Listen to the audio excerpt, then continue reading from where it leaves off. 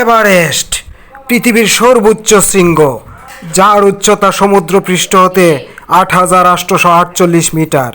এটি গ্রেট হিমালয়ের মহালঙ্গর হিমাল পর্বতমালায় অবস্থিত। হিমালয়ের শীর্ষবিন্দু চীন ও নেপালকে পৃথিবীর সর্বোচ্চ স্থানে আন্তর্জাতিক সীমারেখায় ভাগ করেছে। এই এভারেস্ট প্রথম জয় করেন 29 মে 1953 সালে এডমন্ড হিলারি ও তেনজিং নোরগে। সেটিই ছিল প্রথমবার যখন কোনো মানব সন্তান পৃথিবীর সর্বোচ্চ বিন্দুটি আরোহণ করেছে। প্রথম বাংলাদেশি হিসেবে মুসা ইব্রাহিম 2010 সালের 23 মে ভোর 5টা 5 মিনিটে প্রথম এভারেস্ট জয় করে। তবে সেটি কোনো বাংলাদেশি হিসেবে প্রথমবার হলেও সেটি সব মিলিয়েছিল 67তম বারের মতো এভারেস্ট বিজয়।